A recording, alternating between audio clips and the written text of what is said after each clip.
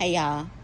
Okay, so if you are not new here, remember we talked previously about another story indicating same spirit, different vessel, right? Or different body, right?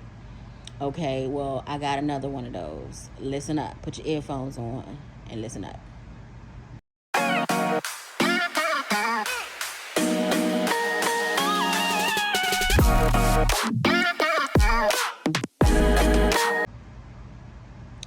Welcome to Receive and Relate. If this is your first time here, I'm so glad you are here. I'm so glad you clicked on this video. I know you cannot see me, but you'll see me soon. But I am so glad you're here. My name is Tara Walker. Those of you who are returning visitors or returning subscribers, hey y'all, hey. Okay, so yep, like I said in the intro, I got another one for you. I told you I had another one for y'all. So I'm finally getting around to being able to record it for you guys. I always say this should be quick, but it seemed like my videos don't be that quick, but that's okay. So how it started, I used to be in two groups where a group and a choir. One considered herself a choir and one considered herself a group.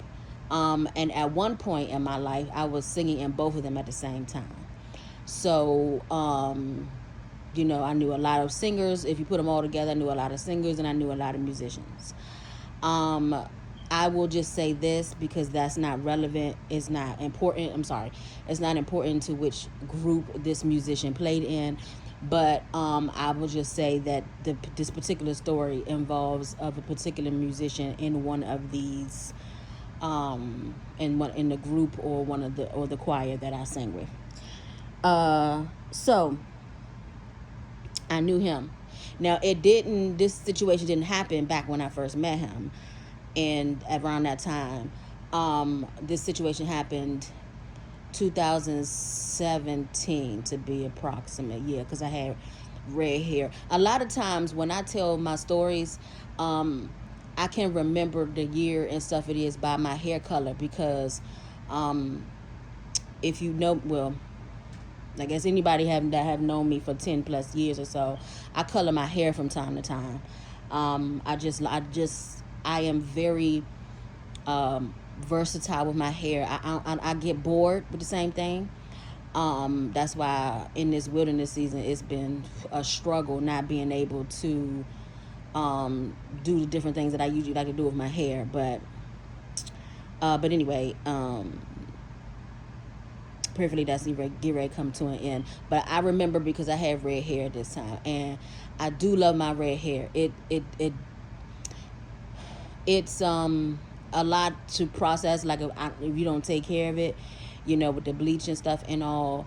But it's so pretty. I love it. And then when I don't have it, I miss it because I'm missing it right now. Honestly, I'm thinking about I'm thinking though, because I don't know if I want to put that bleach back in my hair. I might have to try to figure out a rinse or something. But anyway, that's neither here nor there. Let me get to the story. So anyway, I had red hair, and this was in 2017. And so what happened was, I got this person. I think they DM'd me or something like that, and this was after I went through a the year prior or a few months prior, around the end of 2016, I went through a very detrimental situation in my life. And I talked about it in one of the playlists. What did I name that one? Oh, my married boyfriend. That's the one I'm talking about, that one. And so I had got out of this. I was in a wilderness season then too. That was my first wilderness season. I had got out of it. I could not take the spiritual warfare. I didn't even know that that's what I was going through. I didn't even know what spiritual warfare was. I just couldn't take, at that time, my spiritual level and maturity in Christ isn't nowhere where it is now. And I got off the potter's wheel and I got out of the wilderness season. Like the children of Israel in the Bible was complaining and stuff like that. Me, my situation was a little bit different. I was just being attacked every which way, left and right, by witches and the devil. And I didn't know how to fight back then like I knew now. And so I went back into the world, thus saying all of that. And so when this person hit me up, I gave them the time of day. So I had found out, through us talking and everything, that they always had an attraction for me, but they never told me back then. I can't remember why they didn't tell me back when when I first met them. But I can't remember why they said it, but they never told me until now. I mean, until 2017. So, as I always say, the narcissist, they always, remember I said, it's just different, the same spirit, different body, right? So they always start out the same. They always start the same. They always start out love bombing, except for the one I told you last time. His was a little different, but he still made me feel good about myself. You know what I'm saying? So I guess it's still, in a way, it is still a little, it's like a different version of love bombing. But he didn't go into the, I love you and I want you to be my wife the first week we met type thing. You see what I'm saying? So that's why I said in the last video, it was just a little bit different. But this one, right back to it, right back to the love bomber, calling me gorgeous and all of this type of stuff. Now, I remember, actually, that wasn't the first time we got in touch. We were in touch just maybe a couple of years. No, yeah, I was still married. I was still married to my ex-husband when we was in touch around that time. And he would, actually, he would, because I had told him about how bad my marriage was, and we were friends though. Like, he wasn't trying to push up on me back then. He just was, or at least I didn't feel like it. He really was just a friend back then. Like, he would let me, when my ex-husband, man, y'all just gotta go listen to it if you haven't already. He would have my ATM cards, and I wouldn't be able to, I didn't have a couple dollars, I needed some money. This person would let me borrow money and stuff like that. I would pay him back and stuff like that. I mean, it'd be like $10-15 or something like that to grab something to eat or something like that.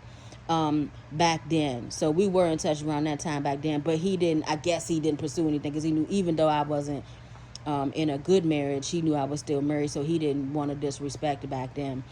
But what I'm saying is, I believe he still watched me, through the years or whatever, because we were still friends on social media. And because, a matter of fact, when we got back in touch in 2017, we talked about that. And I thanked him again for, being there for me. I appreciated it. And he was just like, I mean, it was never a problem for him. And so, we started talking again. And he was he was out of, at this time, he was out of the country, I think. And so we was just doing a lot of DMing at first. But then he came back maybe about like a month or two after us, DMing all the time. He finally came back, and of course he wanted to see me. So by this time, we was like, into the situationship. You know what I'm saying? We had not established being boyfriend and girlfriend, but we definitely established that we wanted to, start seeing each other when he came back. Now, here's the thing that's crazy about it. I was never physically attracted to them when I first met them. And even really not really in 2017. But again, how it happens is, when you are I've learned so much about this, even being a prophet, and I hate to just, like, I ain't trying to throw my title out there like this, but I had learned that it really makes sense. It's something about when you have this office, prophetic office, when you have the gift of the office of the prophet, and you have been through some trauma in your life. It's like the narcissist smell you. I think I've said this before. It's like vice versa. It's like you attract them, and you attract them, and they attract you. but it's a spirit, right? But anyway, so even though I wasn't physically attracted to him, I was attracted about how he made me feel.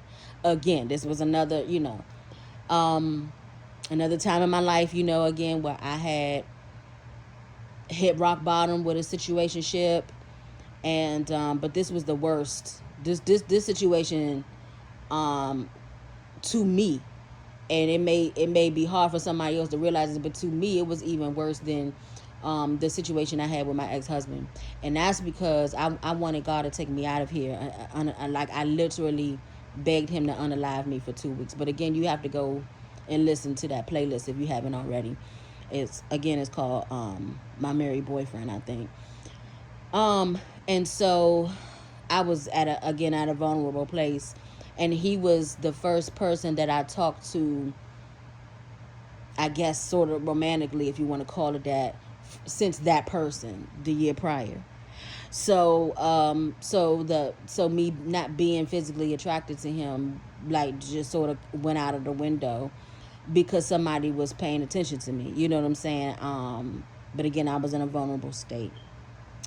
So anyway, long story short, he comes home, and I went out with a couple of girlfriends to a well, it was my friend, and then she introduced me to her friends, and so we all went out to a did we go out to the did we do the comedy club and the club, or was that two different times? I can't remember if that was two different times or the same night. But this particular night, I know for sure we went to a comedy club out here in Baltimore. But I can't remember if we went to an actual club that same night we went to the comedy club, or those were two different nights. But this particular night, I know for sure we went to the comedy club because I remember him texting me while I was there. And while I was there, he was flirting with me over the phone and everything, and he asked me if could he come and visit me that night, and I was like, sure, you know. And like I said, we had already been talking, you know what I'm saying, over the phone the last couple of months. I knew he was home. I knew it would be a matter of time before he asked to visit me. I didn't know he was gonna come ask that late, but nonetheless, he did. Um, and did we do anything? Um, No, I don't think we had sex that night. I think we had sex. No, I know we had sex. We had sex after, but I can't remember. How how much, how soon after or whatever. But I just know we did. We had sex a few times actually. Now, here's what I have to tell you, where the narcissist um spirit was end up being revealed. Now with this one, he was not one that was in my pockets.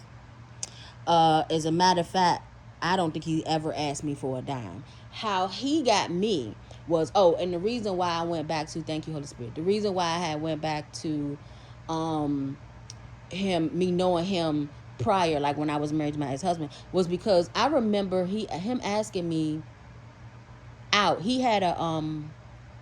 played for a particular group at that time, and they had some type of gathering or something, and he asked me to be his date. And remember how I said I wasn't attracted to him like that. Two things I had going on: I wasn't physically attracted to him like that in that way, and I feel like I knew he was. I know I said I don't think he told me until 2017, but I think he kind of like, well, he may not have told me, but everybody know when somebody got an attraction towards them. Like, come on now, when we grown, we know when somebody got an attraction towards us. And so I felt like I knew he was feeling me, and he asked me to come, but I turned him down. Two reasons: one, like I said, I wasn't physically attracted to him, and the other reason was I ain't really had nothing to wear, to that I felt like I had anything to wear, it's cute enough or whatever. And it was kind of like last minute too. I don't know if it was like the same night or like the next night, but it was like nothing that was like prematurely, like he didn't ask me prematurely. And so I had turned him down, right? But now when we started talking in 2017 though, I began to notice around about maybe like the third time of us hooking up that it was always at night. So, which in turn, you know, led me to start believing that I felt like I was a booty call. And basically, that's what it was.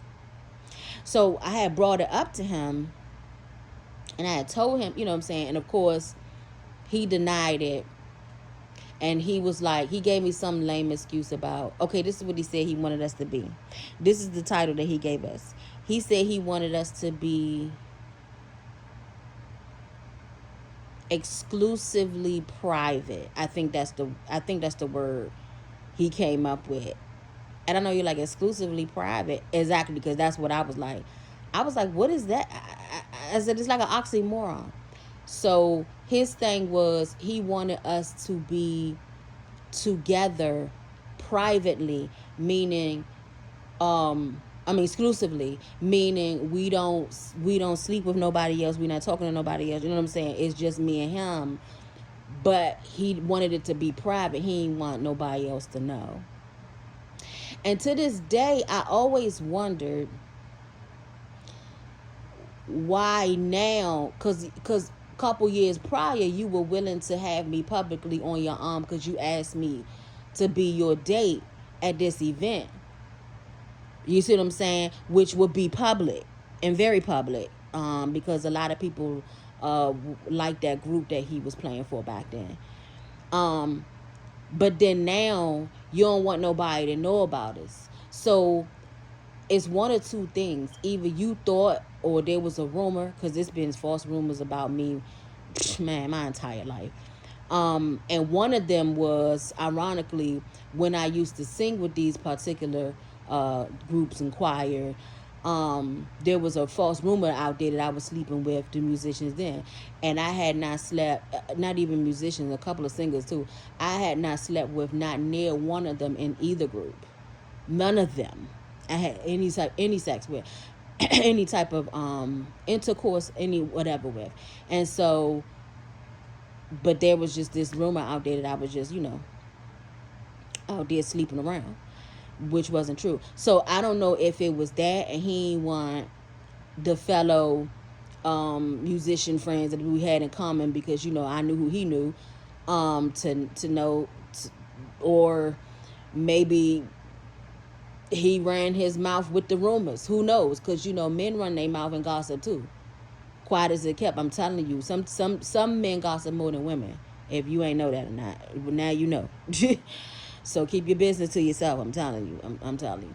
But anyway, when he said he wanted to be exclusively private, I was like, I actually accepted it, like a dodo or whatever at the time. I was like, okay.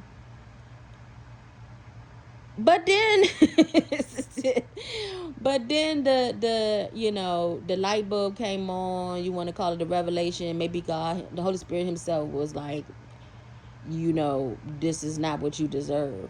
And especially for, and I mean, I ain't trying to be like that, but come on now, we all grown. Looks do play a part. I don't care what nobody say. You have to be attracted to who you messing around with. So then I was thinking about that, and I was like, you're not even like my pick. I ain't gonna say lower my standards. It was nothing like that. It wasn't like he wasn't and he actually dressed really nice too. It wasn't like that. He just wasn't somebody that I was physically attracted to. But I, looked past that and started to, when I started to kind of fall for the person, I just got a light bulb on, and I was like, well, why do you only want to see me? I don't like the fact that you want to see me at night. Matter of fact, one of the nights that we spent together, the next day we went to lunch. We went out to lunch, and I didn't ask him to take a picture with me. And it's like, and maybe, what I'm saying, it was both of us too. Because I didn't really want people to know my business either. But if he would have wanted it to be a public picture, I would have taken the public picture.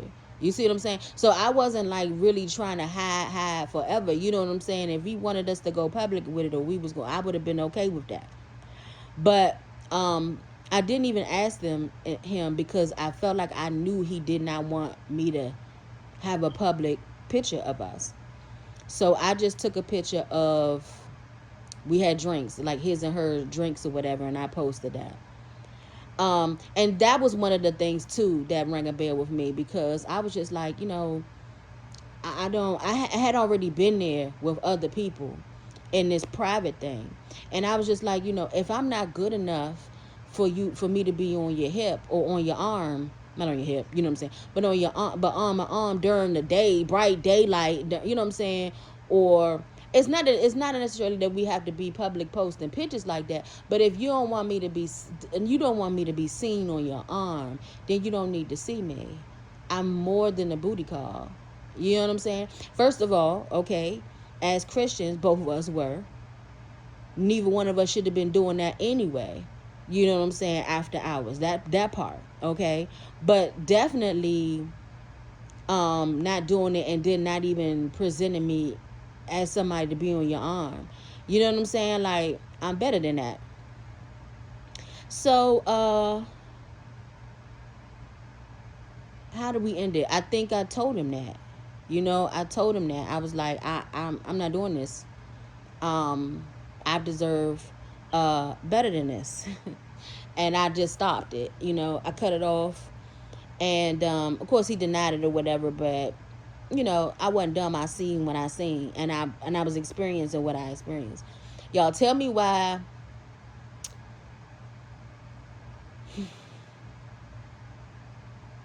I want to say the next year, which would be 2018, I want to say I saw, because we were still, of course he still wanted to be friends and still on social media, but I wasn't talking to him, but I knew he was watching me because I could see him on my stories. Oh, and I mean, the Bama watched me faithfully every day. Faithfully every day. I think I finally removed him as a friend after I got married in 2020. But this was in 2018. I think it was around 2018. No sooner than I had cut him off. It was just some months though. You know what I'm saying? Because I started, when we first had the first encounter after the date at the comedy place. That was I know for sure it was in October of 2017. So when I cut it off from him, so I bought my house in June of 2018. I think I cut it off from him before the new year, maybe December, or maybe, and if it was a new year, it was in the winter time, like right at the beginning of the new year, right? Yeah, I think it was around, yeah, I think that's what it was. I think it was like right in the beginning of the new year when I cut him off. That same year, sometime that year, same year, maybe 6 months, 5 months, something like that later, sometime around that same year, I seen him publicly posting pictures with his new boo, with the new girl. And I was like, oh wow. And I said, well, I knew what I knew, and I knew I made the right decision. And I wouldn't lie. I mean, I'd be lying if I said it didn't hurt. Of course it hurt. Because you, as a female, of course you go into this, what was wrong with me? Why wasn't I good enough this time? But you asked me, you wanted to be public with me because you asked me, like I said, a couple years prior, but I turned you down. But this time around, you didn't, which also makes me which also makes me believe that I probably wasn't the only one. I probably, he wanted to make it exclusively private because he didn't want the others to know, okay, that he had somebody else, and didn't want me to know that he had somebody else, and didn't want them to know that he had somebody else. So technically, that's why I think it boils down to, I don't think we were exclusively anything, you know. But I'll tell you one thing though, God has, all my stories, I always give God the glory. God has always protected me, because in the situation with him, we did not use protection. And I have never, got anything with these people that I had these, situationships with, except for the ex-boyfriend I already told y'all about that back in 2007. the relationship was I was in, and he brought me back gonorrhea. But I'm talking about people outside, that I dealt with, that I wasn't in relationships or whatever with, and didn't use anything. I thank God that he protected me. Woo, Lord. Because what's crazy, that was one, I'm not sure, I think I told this story, but I don't know where I put it at. But that was the one that told me, when we was talking, he gave me a situation that he had, that he was in, where he was getting ready to take this girl back home and have sex with her. And he said he knows it was definitely the Holy Spirit. He was just about to go in her house and do something, and he got a and do have sex, but he got a phone call. Something abruptly interrupted him that made him leave, and he ended up finding out that, I don't know, somebody told him that knew her or whatever, that girl that the girl was HIV positive. I remember that story when he told me like it was yesterday. So thank goodness, God was there for him. Okay, and so I'm glad he did not, because guess who will be HIV positive now? You see what I'm saying? So when I'm telling y'all, that's why God be like, don't be out here doing stuff, because God know who got what. God know what's going on with everybody out here. You know what I'm saying? And then definitely, if you out here doing that, at least strap up. I know they not 100% positive, but they could at least do some type of protecting. But just at the end of the day, just don't do it. Just don't do it. It's not worth it. Don't do it till you're married. It's a reason why God be like, don't have sex out here. So yeah. Oh yeah. Oh, let me tell you this too. Thank you, Holy Spirit. Even after I seen that he was public or whatever, of course, I ain't like it, I ain't comment, I ain't do nothing like that. I just shrugged the shoulders up, just like, okay, Lord, thank you for, I dodged this bullet. What I discerned was what I discerned. The person still kept stalking me, kept watching my stories. Sometimes would, if my birthday came up, would wish me happy birthday. Now every now and then would like a post or something like that. They would still, I'm like, why do you, I'm not saying anything. I haven't, since I cut them off, I had not said nothing to them. I had not texted them. I had not liked, matter of fact, I think because on Facebook you can unfollow people before you unfriend them. If you don't want to unfriend them, yeah, I think I unfollowed them. You know what I'm saying? So probably after I seen him and the old girl, so I was like, why are you still stalking me? Like, he stalked me. He kept, and then, oh yeah, and then I don't think. Well, see, that's what I'm saying. I don't know how long they was dating. Like I said, he could have definitely been seeing her while he was seeing me, cause not long after I saw that he was dating her, they got married. Yep, they got married. And how I saw it was, I think I unfollowed him on Facebook, but I think I was still friends with him on Instagram. So I seen the post. Because I wasn't going to this page, you know what I'm saying? None of that. And I was like, oh, wow, and I remember thinking in my head, like, it was kind of quick, but I was like, if he happy, I'm happy. But even after he got married, he was still on my stories, y'all. I promise you, I'm not lying. The Lord strike me dead if I'm lying right now. I'm not lying. And like I said, even to, what I'm saying, after did he say? I can't remember if he told me congratulations when I got married. Not, I'm not sure. I don't remember. But I know shortly after I got married, I unfriended anybody that I had, and very shortly. I'm talking about, this wasn't even my I got married in August of 2020. I don't even think the end of the year came before I unfriended and unfollowed anybody that I had any type of situation or relationship with. That, and it was a couple people, that males I'm talking about, that was still friends on my time, because I ain't want, I'm married now. I don't need you seeing what I'm doing. I don't want to see what you doing. You don't need to DM me. A couple of people I had to block.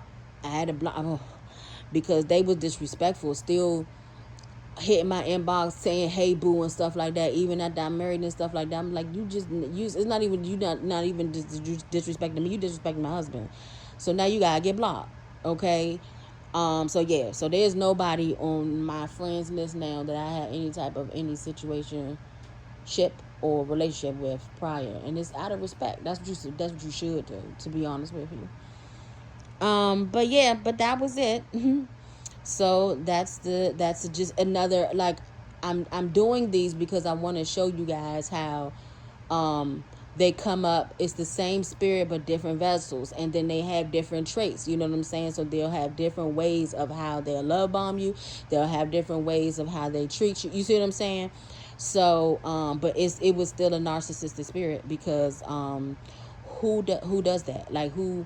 Only narcissists want to play around with your feelings, make you feel like you're the only one, but then you only coming to see them at nighttime, like you boo boo the fool, like you supposed to be stupid. You know what I'm saying? Well, I don't know. Maybe some women, like that, or maybe some of them don't mind that. But this one right here, she, me, her, mm mm. I'd rather be single than be somebody's part-time lover, should I say, or nighttime lover, should I say. And he wasn't the only one I had to cut that off with too. It was other people that I had to do that too. That's why I recognized the game. So yep, that's it. Okay, we doing good. We only at we at 39. Was it 39? I need my glasses. 30. We had 30 minutes. Okay, that's good. That's good for me, because I yeah. But anyway, all right, y'all. I'll see y'all on the next one. Shout out to my new subscribers. Hey, y'all. Thank you for subscribing. Don't forget to like the videos, y'all. Please like the videos. And comment and share. And yeah, I'll see you next time. Remember, tell your story, because people receive when they can relate. I know somebody can relate to this. If you can, comment in the comment section. I love to hear from you, and I love you. But please know, please know that God loves you so much more. I'll see you next time. Bye.